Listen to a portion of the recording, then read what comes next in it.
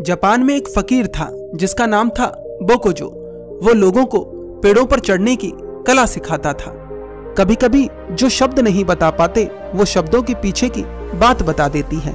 तो कहानी की शुरुआत में ही कोई निष्कर्ष ना निकाले और कहानी को अंत तक ध्यान से सुने। उस फकीर का कहना था कि वह वृक्षों पर चढ़ने के साथ साथ जागने की कला भी सिखाता था। वास्तव में वृक्ष नहीं, लेकिन वह राजकुमार चढ़ता रहा। धीरे धीरे वह पेड़ की चोटी तक पहुंच गया। चोटी पर पहुंचने के बाद जब उस राजकुमार ने नीचे देखा तो वह फकीर आराम से आंख बंद करके बैठा हुआ था। राजकुमार ऐसी स्थिति में था कि अगर थोड़ा सा भी ध्यान चूका तो प्राण गए। हवाएं चल रही थीं, पेड़ कँप रहा था, लेकिन फकीर नीचे चुपचाप बैठा था। कम से कम 150 फुट की ऊंचाई पर राजकुमार था। उसने पूरी जागरूकता के साथ उस पेड़ को पकड़ा हुआ था। जब उस फकीर का कोई निर्देश नहीं मिला तो उस राजकुमार ने धीरे धीरे नीचे उतरना शुरू करा। जब वह राजकुमार उतरते उतरते लगभग 15 फीट की ऊंचाई पर आ गया, तब वह फकीर खड़ा हुआ और बोला, ध्यान से गिर मत जाना, अपनी जागरूकता को बनाए रखना। वह राजकुमार तो उस फकीर की बात सुनकर बड़ा चौंका।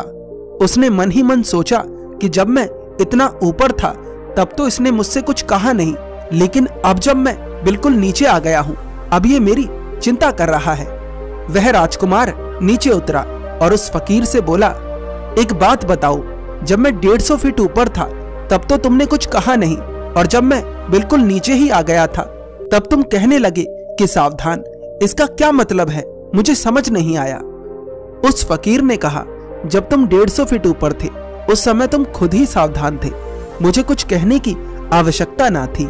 खतरा इतना ज्यादा था कि तुम्हारे भीतर जागरण स्वाभाविक था, लेकिन जैसे जैसे तुम जमीन के करीब आने लगे मैंने देखा कि मूर्छा ने तुम्हें पकड़ना शुरू कर दिया।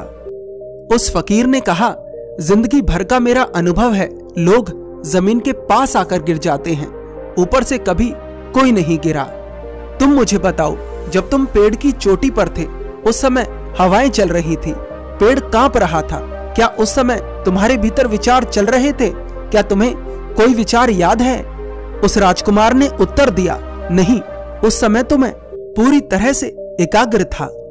उस फकीर ने पूछा, क्या उस समय कोई दुख, परेशानी, समस्या ने तुम्हें घेरा हुआ था? उस राजकुमार ने कहा, नहीं, सिर्फ मेरे भीतर जागरूकता थी। मैं ये सोच रहा था कि कहीं मुझसे कोई चूक ना हो जाए।